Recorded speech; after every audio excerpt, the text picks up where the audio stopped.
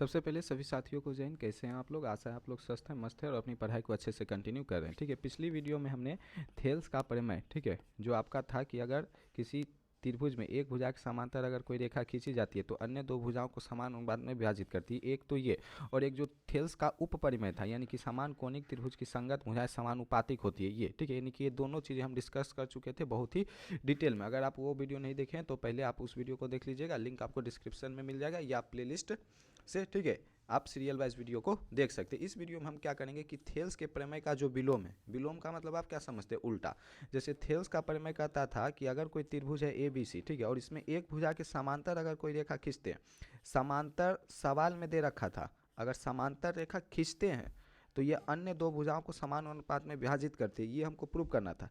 इसका विलोम ये कहता है कि अगर कोई त्रिभुज है ए बी सी, अगर ये एक रेखा है और ये इस भुजा दोनों भुजाओं को समान अनुपात में विभाजित करती है, ये सवाल में दे रखा है कि करती है, तो ये डी ई बी सी के समांतर होगा, ये हमको प्रूव करना है। ठीक है, लिंकेज समझ रहे हो? थेल्स के प्रमेय में था कि ए बी सी त्रिभुज दे रखा था, ठीक है, और डी ई जो भुजा थी, ठीक है, ये बी सी के समांतर ये भी दे रखा था।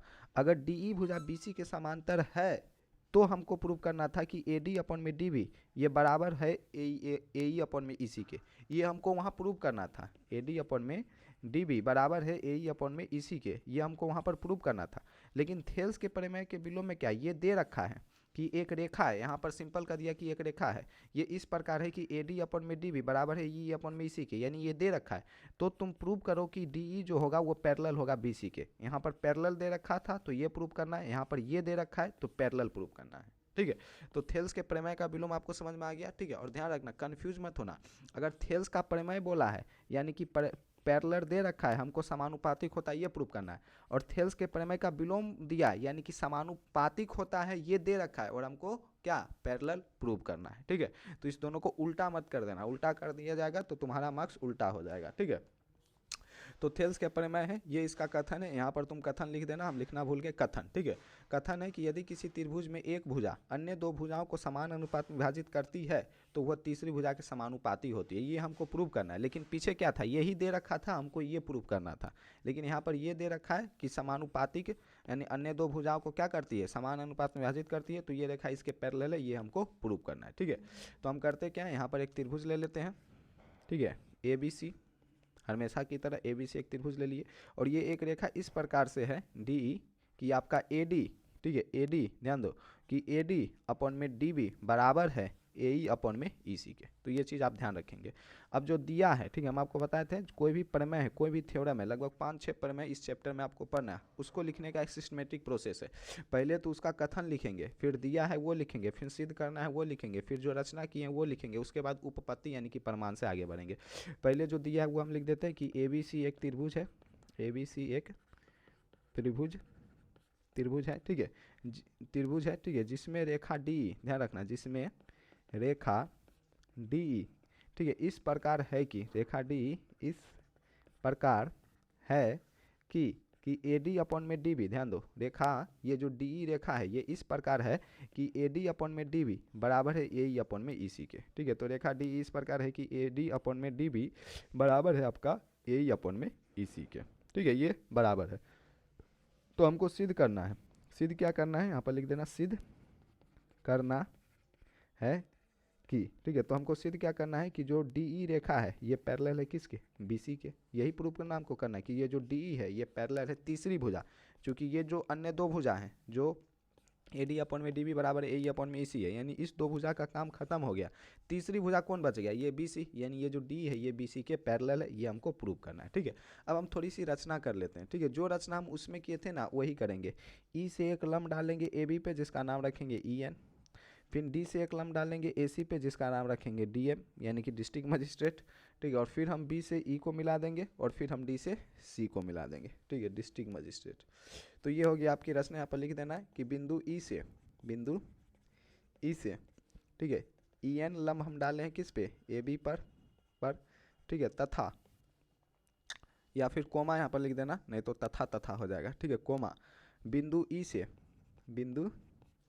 ई से तो हो गया मेरा काम खत्म। ठीक है, ध्यान दो, ई से तो हम लंब डाल दिए ई एन, अब बिंदु डी से हम लंब डालेंगे डी एम किस पे, तो डी से हम लंब डालेंगे ए सी पे, ठीक है। तो डी एम लंब किस पे है, ए सी पे, ठीक है। तथा बी ई, ठीक है, एंड ये जो मेरा डी सी है, ध्यान दो, ये जो मेरा बी ई है और ये जो मेरा डी सी है, दोनों को मिला दिए, ठीक है। तो बी ई तथा डी सी को मिला दिए, ठीक है। ये आपको लिख देना। अब हमको लिखना है उपपत्ति, ठीक है, या फिर प्रमाण, जो आप लिखना चाहें, जो आपकी इच्छा आप लिख सकते हैं। अब हम क्या करेंगे, देखो हम पीछे से तुमको लिंकेज करते हुए चल रहे हैं, यानी कि हम सिखाते हुए चल रहे हैं। पीछे हम क्या किए थे कि ए डी का क्षेत्रफल लिए थे और फिर बी डी का क्षेत्रफल लिए थे, ठीक है। फिर दोनों का अनुपात लिए थे और फिर क्या किए थे, फिर से ए डी का क्षेत्रफल लिए थे, लेकिन इस बार ए ई को आधार लिए थे और सी डी का क्षेत्रफल लिए थे, ठीक है। फिर हमको ए ई अपन में ई सी मिल गया था, ठीक है। फिर वहाँ पर हमको प्रूफ क्या करना था कि बी डी ई का क्षेत्रफल और सी डी ई का क्षेत्रफल बराबर है, ये हमको दिखा दिए कि भैया देखो कि जो बी डी ई है और जो मेरा सी डी ई है, ये दो समांतर रेखा के बीच स्थित है और एक ही आधार डी के एक ही ओर है। तो प्रमेय 9.2 के अनुसार ये कहता है कि एक ही समांतर रेखा के बीच स्थित दो त्रिभुज का क्षेत्रफल बराबर होता है यदि वो एक ही आधार पर हो और आधार के एक ही ओर हो। दो चीज, दो समांतर रेखा के बीच स्थित है ये दोनों त्रिभुज, ठीक है, और एक ही आधार हो, जैसे इसका भी आधार ये डी है, ठीक है, और इसका भी आधार ये डी है, एक ही आधार हो और आधार के एक ही हो तो दोनों का क्षेत्रफल बराबर होता है। यहाँ पर हम क्या करेंगे, इसका क्षेत्रफल हमको बराबर आ जाएगा। जैसे ये क्या कहता था कि अगर समांतर रेखा के बीच स्थित है, जैसे दो समांतर रेखा है, ठीक है, मान लो ये, और इस पे हम एक कोई आधार ले लिए ए बी, अगर इसी आधार ए बी से और आधार के एक ही और अगर कोई दो त्रिभुज इस प्रकार है, जैसे यहाँ पर है, ये आधार डी है और डी से ही एक त्रिभुज यहाँ गया है और डी से ही एक त्रिभुज यहाँ गया है, तो दोनों का क्षेत्रफल बराबर होगा अगर ये दोनों समांतर रेखा है तो। या फिर इसका जस्ट उल्टा, अगर इस दोनों का क्षेत्रफल बराबर है, डी इसका और इसका क्षेत्रफल बराबर है और एक ही आधार के एक ही और है, तो ये दोनों समांतर होगा, यानी कि उल्टा भी होगा, ठीक है। जैसे समांतर रेखा के बीच स्थित त्रिभुज का क्षेत्रफल बराबर होता है, ये कहता है, और अगर त्रिभुज का क्षेत्रफल बराबर है तो ये दोनों रेखा समांतर होगा, ये भी कहता है। यानी कि यहाँ पर हमको बेसिकली बी डी ई और सी डी ई का बस क्षेत्रफल बराबर दिखाना है, ठीक है। तो हम रचना लिख दिए, हम आपको उपपत्ति से चलते हैं, त्रिभुज ए डी ई का क्षेत्रफल, ठीक है। तो त्रिभुज ए डी ई का क्षेत्रफल, ठीक है। फिर से वही चीज़, ठीक है, ये फिर से हम इसको नीचे ले लेते हैं, ठीक है, आ गया नीचे। जब त्रिभुज ए डी ई का क्षेत्रफल लिखेंगे, ठीक है, तो हम क्या करेंगे, ए डी को आधार मानेंगे और जब ए डी को आधार मानेंगे तो ए डी के सामने का जो शीर्ष है, इससे जो ये रेखा लिया गया है ई एन, ये इसकी क्या होगी, संगत ऊंचाई होगी, ठीक है। यानी इसका क्षेत्रफल हाफ इंटू ए डी और ए डी की संगत ऊंचाई ई एन हो जाएगा, half into A D into E N, ये आपका समीकरण 1। फिर हम क्या करेंगे, बी डी ई का क्षेत्रफल लेंगे, बी डी ई का क्षेत्रफल, ठीक है। तो त्रिभुज बी डी ई का क्षेत्रफल, त्रिभुज बी डी का क्षेत्रफल, ये कैसे लेंगे, हाफ लेंगे, ठीक है, और फिर ये डी बी लेंगे आधार, ठीक है। और जब आधार हम डी बी लेंगे तो डी बी की जो संगत ऊंचाई है, ठीक है, डी बी के सामने का शीर्ष ई और ई से जो लिया गया है ई एन ऊंचाई, ये इसकी संगत ऊंचाई होगा, यानी कि ई एन, ये हो गया समीकरण 2। फिर क्या करेंगे, समीकरण 1 भागा समीकरण 2, समीकरण 1 भागा समीकरण 2, समीकरण 1 भागा समीकरण 2 करेंगे तो ऊपर में हमको त्रिभुज ए डी ई का क्षेत्रफल, ठीक है, बटा में आ जाएगा नीचे में त्रिभुज बी डी ई का क्षेत्रफल, बी डी ई का क्षेत्रफल, ठीक है। ये बराबर हो जाएगा ऊपर में तुम्हारा हाफ इंटू ए डी, ठीक है, इंटू में ई एन, और बटा में तुम्हारा बराबर हो जाएगा ये हाफ, ठीक है, इंटू में ये आपका डी बी, ठीक है, और इंटू में ये आपका ई एन। अब होगा क्या, हाफ से हाफ कट जाएगा, E N C N cut जाएगा और बराबर में तुमको आ जाएगा ए डी अपॉन में डी बी, और ये इधर जो लिखा हुआ है बायां साइड, इसको ऐसे ही लिख देना, ये बराबर होगा त्रिभुज ए डी ई का क्षेत्रफल, फिर से ए डी ई बार लिखा गया, ए डी ई का क्षेत्रफल, ठीक है, और बटा में आपका आ जाएगा त्रिभुज बी डी ई का क्षेत्रफल, ठीक है। ये हो गया तुम्हारा समीकरण नंबर 3, ठीक है। यानी कि ए डी अपॉन में डी बी जो है ये हमको बराबर आ गया त्रिभुज ए डी ई का क्षेत्रफल बटा बी डी ई का क्षेत्रफल। अब हम क्या करेंगे, पुनः हम त्रिभुज ए डी ई का क्षेत्रफल लेंगे, त्रिभुज ए डी ई का क्षेत्रफल, ठीक है। लेकिन इस बार क्या करेंगे, थोड़ा सा ट्विस्ट करेंगे, जैसे हमने पहले किया था, जब हमने जब ए डी का क्षेत्रफल निकाला था तो ए डी को आधार लिए थे, लेकिन इस बार जब हम ए डी का क्षेत्रफल निकालेंगे तो ए ई को आधार लेंगे, और जब ए ई को आधार लेंगे तो इसकी संगत ऊंचाई आपका डी एम हो जाएगा, ठीक है। यानी कि ए डी का जब हम क्षेत्रफल लिखेंगे फिर से तो हाफ तो लिखेंगे ही, लेकिन इस बार हम ए ई को आधार लेंगे, और जब ए ई को आधार लेंगे तो डी एम उसकी संगत ऊंचाई बन जाएगी, इसको कर देंगे समीकरण 4, ठीक है। और अब हम लेंगे, जैसे जब हम ए डी ई का ये ए डी आधार लिए थे तो हम बी डी ई का क्षेत्रफल लिए थे, जब हम ए डी ई का ए ई आधार लेंगे तो हम सी डी ई का क्षेत्रफल लेंगे ताकि हमको ई सी मिल सके। तो अब हम लिखेंगे त्रिभुज सी डी ई का क्षेत्रफल, क्या लिखेंगे, त्रिभुज सी डी ई का क्षेत्रफल, ये क्या हो जाएगा हाफ इंटू, ठीक है। अब हम क्या करेंगे, इस सी को आधार लेंगे, और जब सी को आधार लेंगे तो सी के सामने के शीर्ष से ये खींचा गया लंब जो होगा वो सी की क्या होगी, संगत ऊंचाई होगी, यानी कि ये आ जाएगा आपका हाफ इंटू सी, ठीक है, इंटू में डीएम। ये हो जाएगा समीकरण नंबर 5। अब हम क्या करेंगे, समीकरण 4 भागा समीकरण 5, समीकरण 4 भागा समीकरण 5।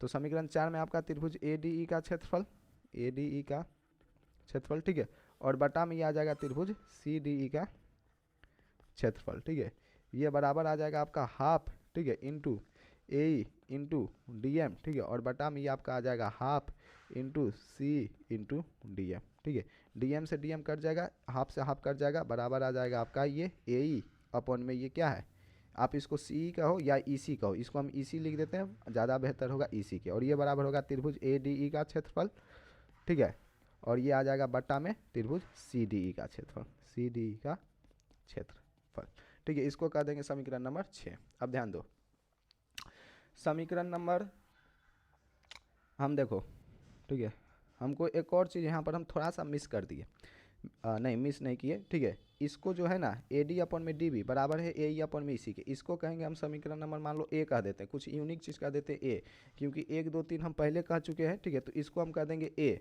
और ध्यान रखना जब तुम करना ना तो इसको ए मत कहना, इसी को 1 कहना, ठीक है, और इसको 2 और 3 कह देना, चूंकि हम 1 और 2 कह दिए तो फिर से मिटाने से अच्छा इसको हम कह दिए समीकरण ए। अब ध्यान दो, समीकरण ए में कह रहा है कि ए डी अपॉन में डी बी बराबर है ए ई अपॉन में इसी के, यानी ये जो ए डी अपॉन में डी बी आया है ये बराबर है ए ई अपॉन में इसी के, यानी कि जब ए डी अपॉन में डी बी और ये ए ई अपॉन में इसी ये दोनों आपका बराबर है, तो क्या ये दोनों भी आपका बराबर नहीं होगा। ध्यान समझो कि अगर ए बराबर बी है और सी बराबर डी है और ये ए सी आपस में बराबर हो जाता है, तो क्या ये बी डी आपका बराबर नहीं हो जाएगा, तो बोलेंगे भैया बिल्कुल हो जाएगा, ठीक है, बिल्कुल हो जाएगा, ठीक है। और क्या ये बात कैसे पता चला कि ये ए डी बटा में डी बी ये बराबर है ए ई अपॉन में ई सी के, ये चीज़ आपका सवाल में दे रखा, सवाल में नहीं सॉरी कथन में कह रखा था कि भुजाएं समानुपातिक है, ए डी अपॉन में डी बी बराबर है ए ई अपॉन में ई सी के, ठीक है। तो यहाँ पर हम लिखेंगे समीकरण ए जो हमारा दे रखा है, समीकरण ए, ठीक है, समीकरण ये जो मेरा आया है समीकरण 3, ठीक है, तथा ये जो मेरा हमको मिला है तथा समीकरण 6 से, तथा समीकरण 6 से समीकरण, ठीक है, ये जो आपका ए आया है ये, ठीक है, ये जो समीकरण 3 और ये जो समीकरण 6, इससे हम कह सकते हैं कि त्रिभुज, ठीक है, ए डी ई का क्षेत्रफल, ठीक है, बटा में, ठीक है, त्रिभुज बी डी ई का क्षेत्रफल, बी डी ई का क्षेत्रफल, ठीक है, ये बराबर होगा त्रिभुज ये ए डी ई का क्षेत्रफल, ठीक है, ए डी ई का क्षेत्रफल, और बटा में ये त्रिभुज सी डी ई का क्षेत्रफल, सी डी ई का क्षेत्रफल, ठीक है, यानी कि चूंकि मेरा ए डी अपॉन में डी बी बराबर था ए अपॉन में इसी के, इसलिए जो मेरा ए डी का क्षेत्रफल बटा बी डी का क्षेत्रफल हुआ ये बराबर होगा मेरा त्रिभुज ए डी का क्षेत्रफल बटा में सी डी के क्षेत्रफल के, ठीक है। अब ध्यान दो, ऊपर में भी ए डी का क्षेत्रफल है, यहाँ पर भी ए डी का ही क्षेत्रफल है, तो ए डी का क्षेत्रफल से ए डी का क्षेत्रफल कैंसिल हो जाएगा एक एक बार में, ठीक है, हमको मिल क्या जाएगा 1 बटा में, ध्यान दो, ठीक है, 1 बटा में त्रिभुज बी डी का क्षेत्रफल, ठीक है, बराबर हो जाएगा 1 बटा में त्रिभुज सी डी का क्षेत्रफल, सी डी का क्षेत्रफल, ठीक है, फ्रैक्शन को पलट देंगे, ठीक है, तो त्रिभुज बी डी का क्षेत्रफल बराबर हो जाएगा त्रिभुज सी डी का क्षेत्रफल, सी डी का क्षेत्रफल। बस हमको यही दिखाना था। क्यों यही दिखाना था, क्योंकि ये जो आकृति है, ठीक है, बी डी ई और ये जो त्रिभुज है सी डी ई, अगर इसका क्षेत्रफल बराबर है और दोनों का आधार एक ही है और दोनों त्रिभुज जो है आधार के एक ही ओर है, तो हम कह सकते हैं कि डी ई पैरेलल है बी सी के। क्या कह सकते हैं, डी पैरेलल है बी सी के। इससे आपने पहले प्रीवियस में पढ़ा है कि दो अगर समांतर रेखा है और दोनों समांतर रेखा में किसी एक समांतर रेखा पर अगर हम एक आधार ले लेते हैं ए बी, और इसी आधार को मानते हुए अगर हम कितने भी त्रिभुज खींच दें, मान लो इस ए बी आधार को मानते हुए ए बी सी एक त्रिभुज खींचे और इस ए बी आधार को मानते हुए ए बी पी एक त्रिभुज खींचे, तो ये ए बी सी त्रिभुज का क्षेत्रफल और ये ए बी पी त्रिभुज का क्षेत्रफल बराबर होगा, ठीक है। क्यों बराबर था, क्योंकि दोनों त्रिभुज एक ही आधार पर स्थित था और दो समांतर रेखा के बीच स्थित था, तब त्रिभुज का क्षेत्रफल बराबर होगा। अगर हमको इस प्रकार का सीन दे रखा है कि दो रेखा है और दो रेखा के बीच, ठीक है, एक ही आधार पे दो त्रिभुज बना हुआ है, एक ए बी सी और एक ए बी पी, और दोनों का क्षेत्रफल बराबर है, तो हम कह सकते हैं कि दोनों समांतर रेखा होगा। यहाँ पर समांतर रेखा था, एक ही आधार के दोनों ओर स्थित था, तो इसलिए हमने कहा क्षेत्रफल बराबर है। यहाँ पर अगर क्षेत्रफल बराबर है, एक ही आधार के एक ही ओर स्थित है, तो हम कह सकते हैं कि दोनों समांतर हो गया, यानी कि उल्टा, ठीक है। तो यहाँ पर आपको यही चीज़ आया है। ये जो त्रिभुज बी डी ई है, समझने का प्रयास करो, ठीक है। तुमको हम लिख के चल जाएंगे वो अलग बात है, लेकिन हम समझाने का प्रयास करें कि जो त्रिभुज बी डी ई है और जो त्रिभुज सी डी ई है दोनों एक ही आधार डी ई पर स्थित है और डी ई के एक ही और बी सी और डी ई के बीच में स्थित है, इसलिए डी ई और बी सी पैरेलल होगा।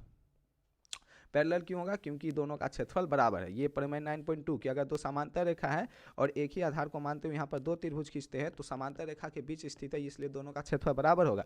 या फिर दोनों का क्षेत्रफल बराबर दे रखा है और एक ही आधार है तो दोनों समांतर होगा। ठीक है, यहाँ पर इसका क्षेत्रफल और इसका क्षेत्रफल हम बराबर दिखा दिए और ये दोनों त्रिभुज डी और बी सी के बीच में स्थित है। ठीक है, इसलिए डी बी सी क्या होगा? पैरेलल होगा। ठीक है, तो यहाँ पर लिख देना चूंकि ठीक है त्रिभुज बी डी ई ठीक है तथा त्रिभुज सी डी ई एक ही आधार डी ई पर स्थित है ठीक है तथा डी ई के एक ही और है। ठीक है, तथा डी ई के एक ही और है। ठीक है, एक ही और है। ठीक है, इसलिए डी ई के क्या है? एक ही और है। ठीक है, इसलिए डी ई जो होगा वो पैरेलल होगा बी सी के। ये हो गया आपका प्रमाणित, हो गया, काम खत्म। ठीक है, ये आपका थेल्स का प्रमेय थेल्स प्रमेय का जो विलोम था ये भी क्या हो गया? प्रमाणित हो गया। ठीक है, एक बार फिर से रिकैप कर लो कि कोई एक त्रिभुज रहेगा। ठीक है, अगर थेल्स का प्रमेय है तो त्रिभुज में ये समांतर दे रखा रहेगा, आपको ए डी अपन में डी बी बराबर ए अपन में ए सी प्रूव करना है।